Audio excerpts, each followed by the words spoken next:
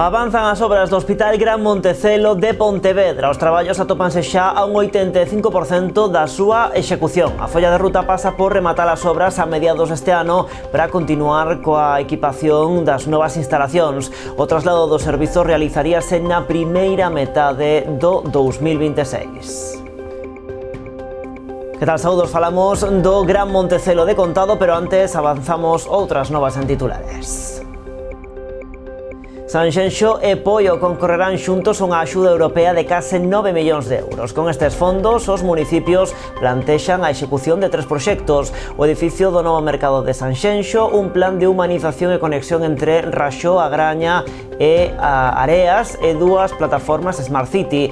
Todos están englobados no plan de actuación integrado Sanxenxo e Poio Sustentables 2039, unha ría de oportunidades.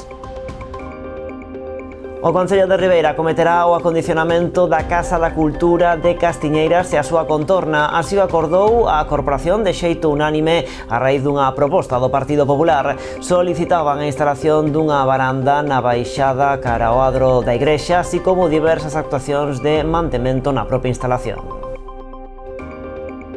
Malabares atacando é a campaña da Deputación de Pontevedra con motivo do 8M. A programación está composta por preto dunha vintena de actuacións que se desenvolverán ao longo de todo o mes de marzo. Hoxe nas novas coñeceremos as propostas da Deputación e tamén as que teñen preparadas en concellos como Pontevedra, Poio ou A Pobra. Cambao dos pecha o ano a Sorei. O último acto dentro desta programación foi a entrega de premios do concurso Reinterpretando a Sorei. Trátase dunha actividade pensada para a rapazada de infantil a secundaria que lles permitiu descubrir a obra do autor cambadés. Neste certame participaron 9 centros de toda a Galicia que se achegaron esta mañá ata a entrega deses galardóns. Ramiro Carregal recibiu a medalla de ouro da Real Federación Galega de Vela con este distintivo entregado no transcurso dun acto no Club Náutico de Ribeira. A entidade pretende recoñecelo inestimable labor do empresario no fomento e difusión deste deporte. Asuntos que tratamos de contado aquí nas Novas do Día en Canal Rías Baixas. Comezamos.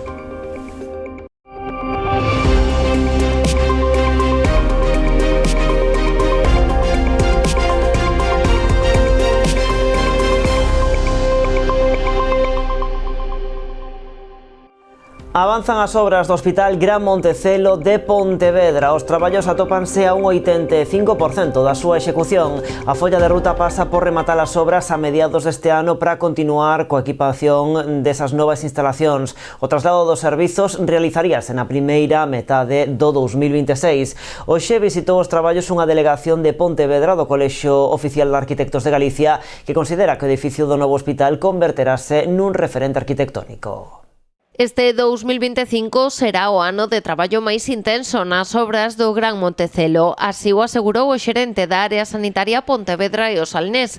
Os traballos encaran a súa fase final e na actualidade atópanse un 85% da súa execución. En paralelo tamén se está a traballar, e xa ves tamén polos medios que estamos facendo moitas licitacións de moito equipamento, de todo o que vamos a necesitar para dotalo da parte tecnolóxica máis moderna, de facer o hospital que seña referente non só para Galicia, este ano 25, porque ten que ser o mellor hospital tecnolóxicamente. Tamén estamos a traballar moito na humanización do hospital e, bueno, insisto, sabides que estamos a sacar moitos pliegos de equipamento, avanzando en paralelo con ese horizonte de telo rematado todo a finales deste ano. En canto ao traslado dos servizos sanitarios dentro do Hospital Provincial e o Centro de Especialidades de Mollabao, a intención é que se poida realizar na primeira metade do 2026. Será un proceso moi planificado. Vai ser un traslado que vai a durar semanas, é dicir, é un traslado que unha vez que se inicie empezaremos cos servizos que teñen esa interacción entre eles, os que teñen maior intensidade de interacción, e a continuación os que teñen menos e os que necesariamente dependen uns de outros,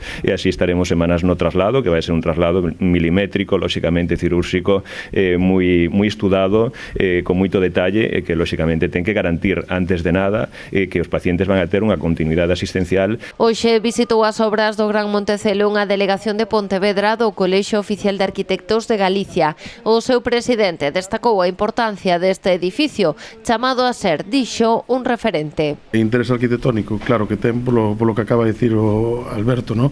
É dicir, edificios que representan no propio uso da tecnoloxía e dos materiais para que poidanse levar a cabo, non? Os potesados é algo que moi singularmente se utiliza neste edificio, se está utilizando plantas técnicas intermedias que nos estaba comentando antes, así como distintas utilizacións ou uso da industrialización que comentábamos antes. Nos entendemos que este edificio debería ser un referente. O novo hospital contará con 720 camas, 120 máis que o actual, máis da metade serán individuais. Ademais, contempla un incremento dun 92% dos postos de urxencia e un 49% máis de prazas no hospital de día. Haberá tamén máis postos de UCI de adultos, un novo bloque cirúrxico digitalizado de última xeración, 53 consultas máis e unha nova UCI pediátrica. Sanxenxo e Poio concorrerán xuntos a unha axuda europea de case 9 millóns de euros e con eses fondos os municipios plantexan a execución de 3 proxectos.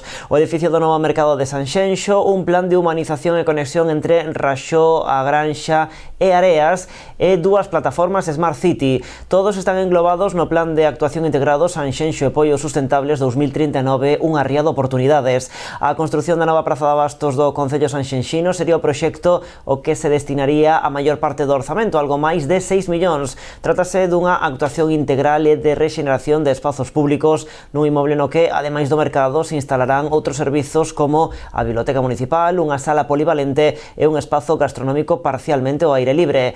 En canto ao plan de humanización, mobilidade e conexión entre Raxó, A Granxa e Areas está orzamentado en case 780.000 euros e responde á necesidade de mobilidade e accesibilidade nesta zona. Finalmente, no referente ás plataformas Smart City, Praia Sanxenxo pretende dar continuidade ás actuacións xa incluídas no proxecto Red.es de turismo intelixente. Poio, pola súa banda, pretende implementar unha plataforma con 3 eixos principais: tráfico, turismo e deporte. Están orzamentadas en 768.000 e 500.000 euros respectivamente. Do total de case 9 millóns, o 60% sería sufragado con fondos FEDER e o 40% restante con fondos propios. E agora falamos de obras en Ribeira. O Concello solicitará unha subvención nominativa á Deputación da Coruña para mellorar a accesibilidade na rúa Cristóbal Colón. O proxecto contempla a reordenación integral da vía, reducindo a calzada a un único carril de circulación nun só sentido, habilitando prazas de estacionamento na marxe dereita. Ampliaránse as beirarrúas de 2,20 metros a 3,60 de ancho e dotarase a zona de zonas verdes coa plantación de árbores para a mellora estética e ambiental da rúa. Está previsto tamén instalar novas luminarias para mellorar o alumeado na zona. O orzamento previsto supera os 200.000 euros. E tamén en Ribeira o Concello acometerá o acondicionamento da Casa da Cultura de Castiñeiras e a súa contorna. Así o acordou a Corporación de xeito unánime a raíz dunha proposta do Partido Popular. A Corporación de Ribeira aprobou por unanimidade unha moción do Partido Popular para mellorar a contorna da Casa da Cultura de Castiñeiras. En concreto, solicitaban a instalación dunha varanda na baixada cara ao adro da igrexa, así como diversas actuacións de mantemento na propia instalación. Esa baixada tan empinada que temos cara ao adro da iglesia, cara á Casa da Cultura, sen ter varandilla, están unhas vallas postas de mal xeito, co que eso supón en pleno inverno que esa baixada é moi esvaradiza. De logo creemos que hai que poñer coto a isto, hai que arreglar as cousas que levan tantísimos meses sin arranxar e, por suposto, tamén facer as melloras pertinentes na Casa de Cultura. Falamos do tellado, hai moitísimas tellas tiradas, co que eso supón tamén un perigo para todos os asistentes ás actividades diarias, así como a poda de árboles e outro mantemento que fai falta no entorno da Casa da Cultura. Demandan tamén que se habiliten espazos para o estacionamento nunha parcela anexa de titularidade privada, para o que propoñen chegar a acordo cos propietarios. Facemos tamén unha petición para que ese solar que linda tanto coa igrexa como coa Casa da Cultura se poida por parte do Goberno Municipal chegar a un entendemento coa propiedade e poder tratar de buscar un entendemento para que os veciños, as veciñas que asisten tanto á igrexa como á Casa da Cultura e o entorno teñan un espazo para aparcar, porque sabemos que tamén é moi necesario en esta zona. Xa en outras ocasións se teñen pedido por outros grupos parcelas, non esa precisamente, sino outras, para dar servicio tamén ao que é a escola, e creemos que será un sitio ideal, porque é unha parcela grande, unha parcela que sí creo que podría ser asequible e que podría estar en disposición de prestarse, de alugarse ao Concello de Ribeira, e creemos que, dende logo, daría un gran desafogo á veciñanza de Castiñeiras. Aprazado ata o vindeiro 17 de marzo o xuízo contra dous veciños de Ribeira por intento de asasinato, aínda que estaba previsto que se iniciase esta semana na Audiencia Provincial. As partes chegaron a un principio de acordo. Os dous acusados enfrontábanse a penas de 20 e 10 anos de prisión que se verían reducidas a 7 e 5 anos respectivamente, se finalmente a defensa chega a acordo coa Fiscalía e a acusación particular. O trato está condicionado ao pago de 60.000 euros en concepto de indemnización á vítima, dos que a metade deben ser aboados antes da data do novo xuízo. Os feitos aconteceron en maio de 2023 nunha céntrica rúa de Ribeira. Foi de madrugada no transcurso dunha liorta na que os acusados feriron de gravidade a un mozo que tentaba defender ao seu amigo. Asestáronlle varias coiteladas e un tiro con arma de fogo que a piques estiveron de custarlle a vida, aínda que finalmente se recuperou, arrastra aínda importantes secuelas.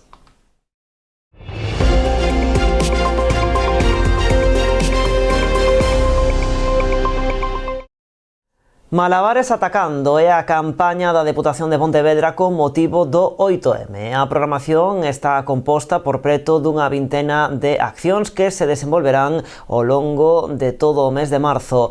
A deputada de Igualdade, Sandra Bastos, presentou esta mañá as actividades nun acto no que tamén se desvelou a imaxe da campaña deste ano. Estivo acompañada pola súa ilustradora Alba Troiteiro, que tamén fará unha acción de arte mural e un obradoiro de hula hop coas internas do Centro Penitenciario da Lama.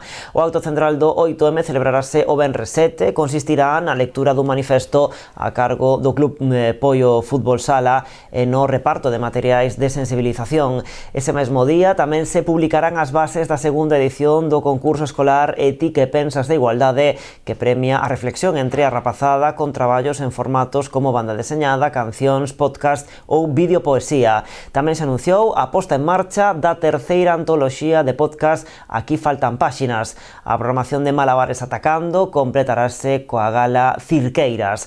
A deputada de Igualdade salientou que este ano toda a programación xira arredor da corresponsabilidade nos coidados para que as mulleres non teñan que sacrificar as súas carreiras profesionais nin o tempo para si mesmas. A ausencia de corresponsabilidade nos coidados segue a ser unha tarefa pendente. Por iso nos preguntamos, Malabares atacando. Atacando compaxinar as nosas carreiras cos coidados e non buscar un anaquiño de tempo para nós mesmas. Atacando temos que escoller cal imos priorizar. Atacando teremos que renunciar os nosos intereses no nome do ben común. Atacando seguiremos a ser xulgadas como malas nais se decidimos apostar por as nosas carreiras profesionais. E baixo o lema O feminismo mellora o mundo tamén para ti, o Concello de Pontevedra lanzará unha amplia programación co gallo do Día Internacional da Muller que se estenderá ata a primeira semana de abril. A primeira cita será o xoves 6 de marzo ás 12 do mediodía na Casa Consistorial. Aí será lido o manifesto do 8M elaborado polo alumnado do Consello da Muller Nova do Instituto Sánchez Cantón e de seguido procederase o desprendemento da pancarta co lema da campaña na balconada do Concello. Na seguinte semana, o mércores 12 de marzo, ás 11:30, o Teatro Principal acollerá acto de revelación e entrega dos 8º premios Ernestino Otero Sestelo, que recoñecen proxectos educativos e innovadores e relevantes en canto a incorporación da perspectiva de xénero. O Teatro Principal será tamén escenario do 8º encontro As mulleres que opinan son perigosas durante 2 xornadas, venres 14 e sábado 15. O teatro tamén ten cabida na programación municipal do 8M coa obra Invisibles de Redurum Teatro, dirixida por Miriam Bañobre, o mércores 2 de abril, ás 8 da tarde.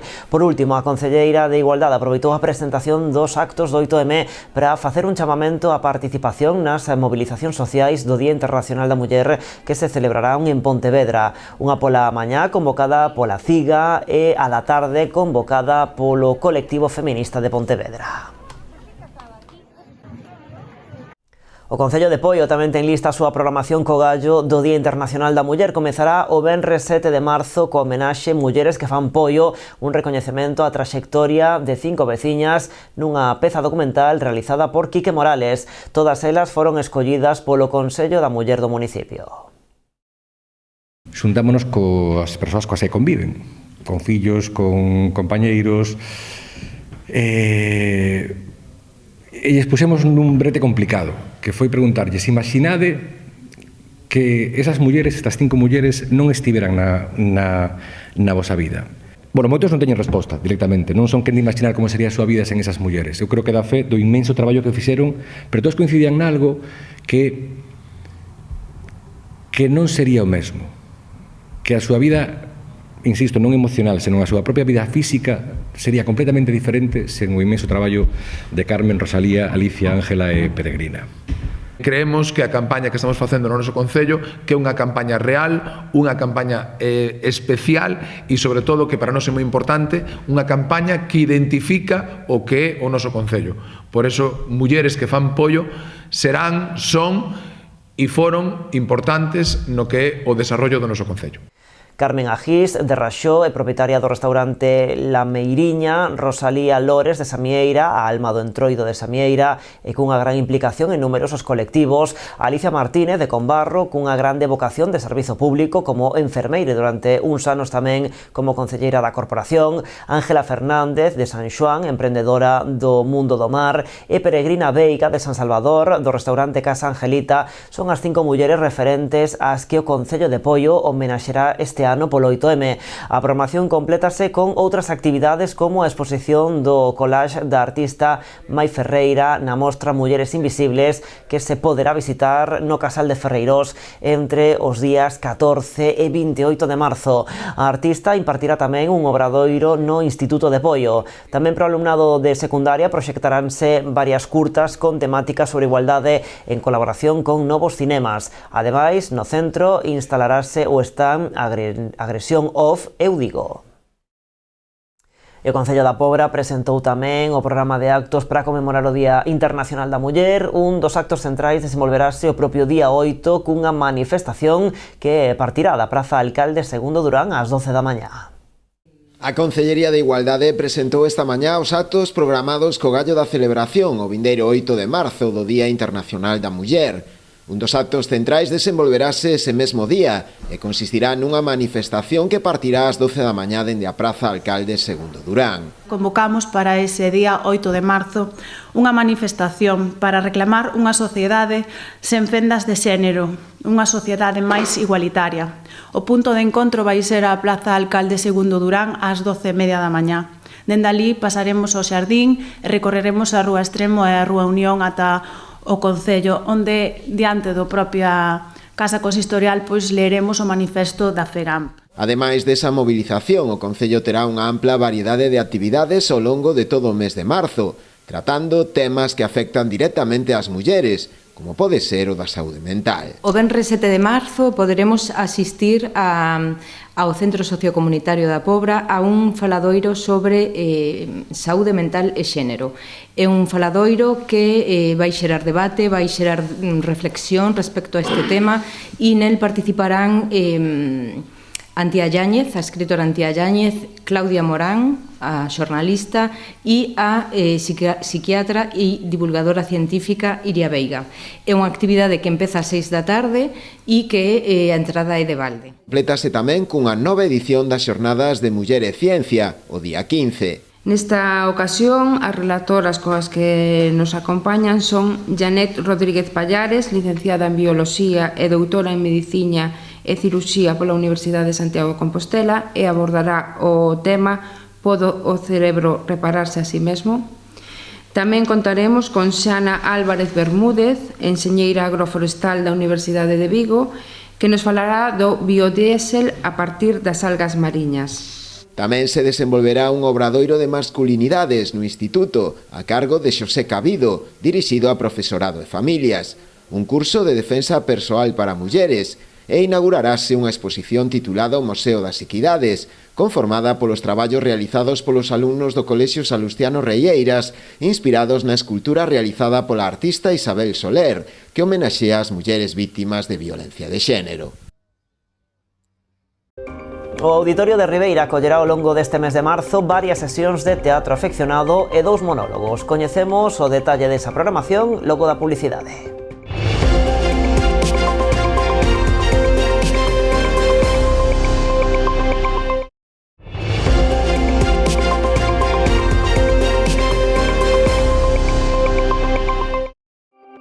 Aquí continuamos nas novas en Canal Rías Baixas. O Auditorio de Ribeira acollerá ao longo deste mes de marzo varias sesións de teatro afeccionado e 2 monólogos. A entrada para todos estes espectáculos será de balde, pero será preciso retirar a invitación media hora antes do comezo de cada función. A programación cultural do mes de marzo en Ribeira ven cargada de teatro. No marco do programa Marzo a Escena, o auditorio acollerá todos os sábados do mes unha función de teatro afeccionado. A agrupación teatral Mariñán será encargada de levantar o pano con croquetas o día 8 de marzo. Seguiránlle As vellas non deben namorarse do grupo de teatro Airiños de Rianxo o sábado 15. A primeira das representacións vai a ser o sábado 8 de marzo, a cargo da agrupación teatral Mariñán coa obra Croquetas. Este é un espectáculo que temos grazas á colaboración da Deputación da Coruña, a cal tamén lle quero agradecer pois que sempre nos aporta, non, ao longo de todo o ano, pequenos espectáculos e grandes espectáculos que anunciaremos próximamente. Vai estar pois xirando por varias das localidades desta provincia. Logo temos o seguinte sábado, o día 15 de marzo, vai a chegar a Ribeira o grupo do teatro Airiños de Rianxo, penso que xa moi coñecido na zona, faino moi ben, e van a traer aquí a Ribeira As vellas non deben namorarse. É unha adaptación do texto de Castelao que está realizada polo grupo, a directora do grupo, que é Amantia Coello. A programación inclúe tamén 2 monólogos profesionais. O primeiro será o venres 14 de marzo a cargo de Bea Campos. A artista Bea Campos, coa súa obra Marcho que teño que marchar. É unha sesión de contos e bueno, tamén é un espazo para reflexionar sobre todo os roles e a desigualdade de xénero, non meter un pouquiño este tipo de conciencia e reflexión a través do humor. Penso que é unha cousa pois moi viable, non? Que lle pode ensinar pois ao final a todo tipo de públicos e de idades este tipo de pois ao final de temáticas, non, a tratar, que ao mellor se aborda desde un tema máis serio, pois que non se colle tan ben, non? E sendo marzo o mes que é tan importante por ser o Día da Muller, pois penso que tamén é importante facer unha programación cultural que teña entre medias algo disto. É un cesto trenzado, non, con historias que están protagonizadas por mulleres que eran feministas sen saber que eran feministas. Tomará o relevo cómico Isi co seu espectáculo venres 28. Os monólogos serán ás 9:15 da noite, mentras que todas as funcións de teatro están programadas para os sábados ás 8. Serán de balde e as portas abrirán media hora antes do comezo. Cambados pecha o ano a Sorei. O último acto dentro desta programación foi a entrega de premios do concurso Reinterpretando a Sorei. Trátase dunha actividade pensada para a rapazada de infantil a secundaria que lles permitiu descubrir as obras do autor cambadés. Neste certame participaron 9 centros de toda Galicia que visitaron esta mañá a Vila do Albariño para a entrega dos galardóns. Logo dun intenso ano de traballo e múltiples propostas poñendo en valor a figura de Francisco Sorei, Cambados dá por pechado o ano dedicado ao escultor. A derradeira actividade tivo lugar esta mañá no Pazo Torrado, onde se celebrou a entrega de premios do concurso Reinterpretando a Sorei, unha proposta na que participaron 9 centros escolares de toda Galicia, coa que se buscou achegar a obra do cambadés á rapazada. A verdade é que hai unha variedade increíble de propostas, todo ao redor da obra de Sorei. Reinterpretando a Sorei basábase nesa reinterpretación da obra, dándolle unha volta, e, bueno, como podes ver, hai de todo, desde mecanismos como o de a proposta de Colla, ou grabado, como o de Sar ou do Luis Seoane, ou outros pois máis infantís. O concurso dividiuse en 3 categorías: infantil e de primeira a cuarto de primaria, alumnado de quinto e sexto de primaria e de primeiro e segundo da ESO, e a última de terceiro a cuarto da ESO, bacharelato e FP.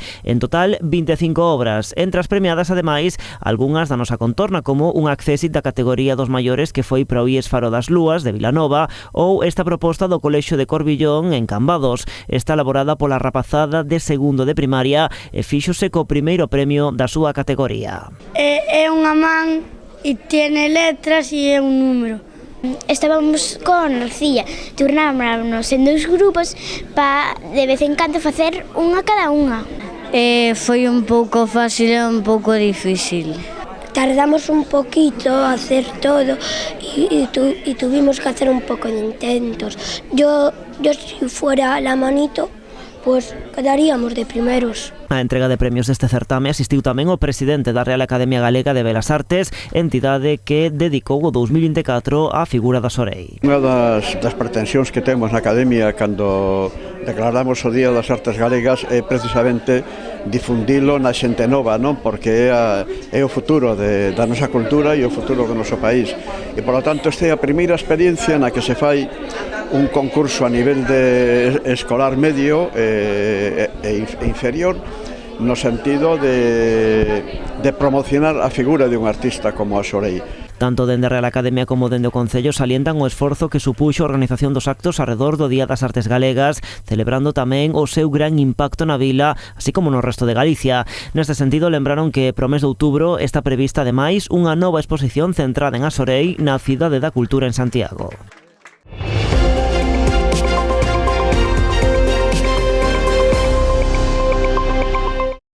A Deputación de Pontevedra lanza 2 novas liñas de apoio á organización de eventos deportivos. Están dirixidas ás entidades deportivas da provincia e supoñen o investimento de 670.000 euros.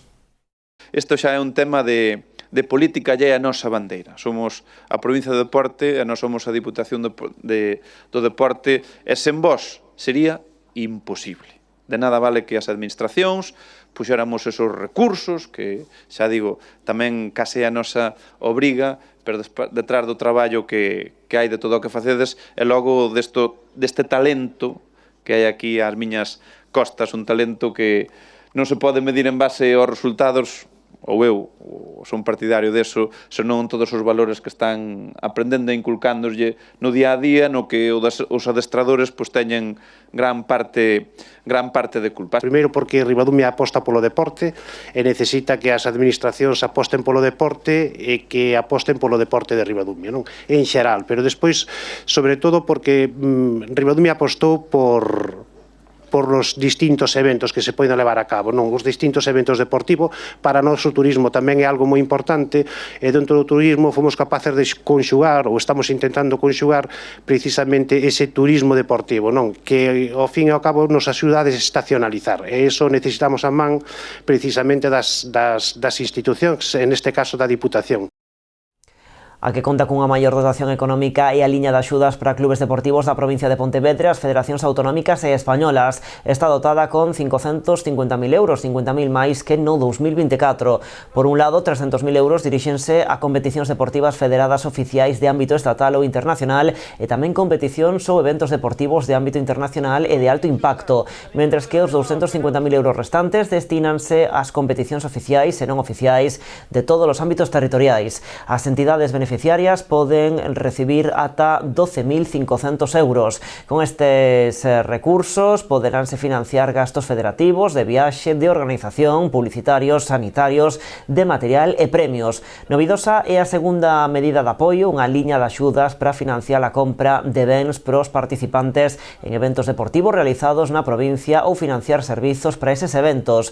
Conta cun orzamento de 120.000 euros e cunha axuda máxima de 1.000 euros por beneficiario. Poderán destinarse a adquisición de bens a entregar aos participantes nas probas como medallas, trofeos, camisetas ou material promocional ou a contratar servizos necesarios para a organización do evento como asistencia sanitaria, arbitraxe ou servizos de retransmisión ou streaming.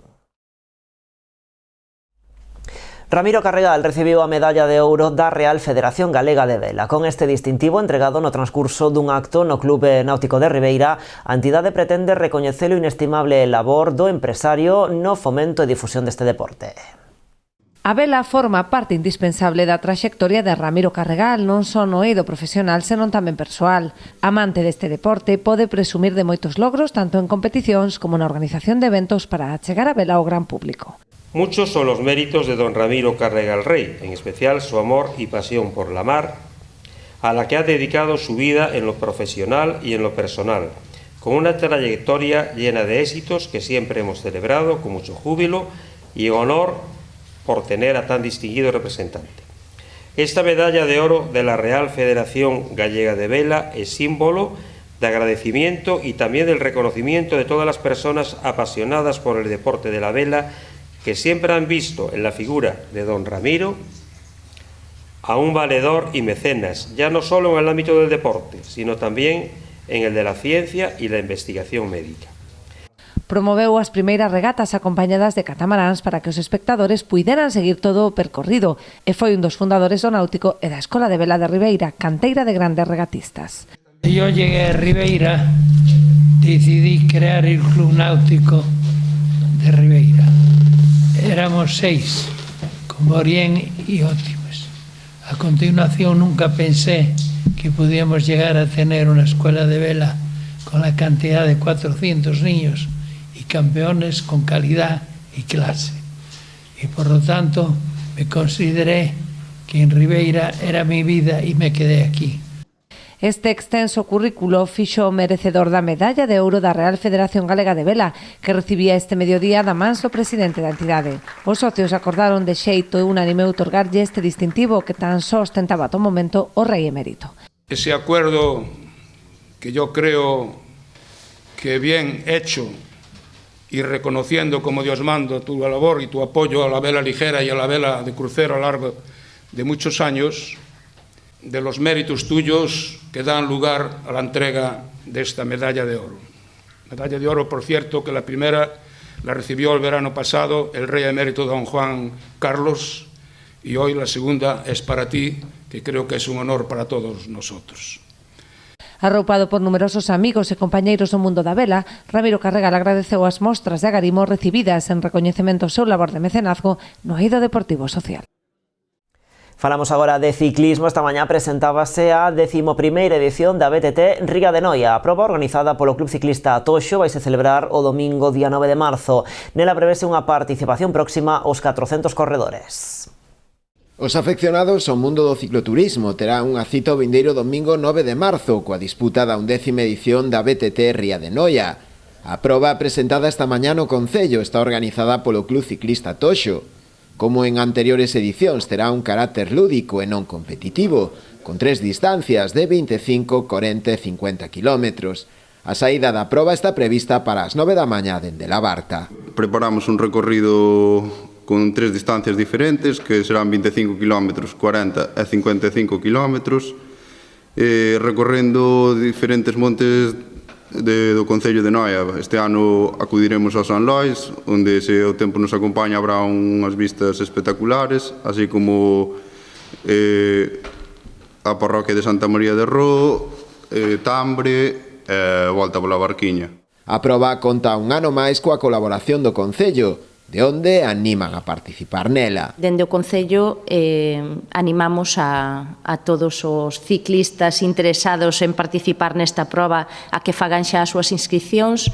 Habitualmente, nestes últimos anos, o tempo non nos axudou moito. A ver se este ano temos un pouquiño máis de sorte e se pode disfrutar das vistas dende o San Lois e da nosa ría. As inscricións estarán abertas ata o vindeiro mércores día 5 a través da web de Galitiming. Dende a organización confían en acadar ese día os 400 participantes, unha cifra semellante á da última edición. E o Gran Camiño atravesou hoxe a provincia de Pontevedra. A segunda etapa desta volta a Galicia arrancou hoxe en Marín con destino á Estrada. O pelotón atravesou a propia cidade de Pontevedra e tamén os concellos de Barro, Caldas e Cuntis. Estas son imaxes gravadas na contorna da Escola Naval de Marín, onde tivo lugar o corte de cinta que deu paso ao inicio desta segunda xornada. Os participantes tiveron que facerlle fronte a un percorrido de máis de 133 km cun desnivel acumulado que superou os 2.600 metros. Marín xa foi no ano 2016 o punto de partida doutra proba ciclista destacada. Naquela ocasión fora a saída dunha das xornadas da Vuelta a España. Rematamos, señores. A actualidade continúa en canalriasbaixas.com e tamén nas nosas redes sociais. Como sempre, graciñas por estaren aí.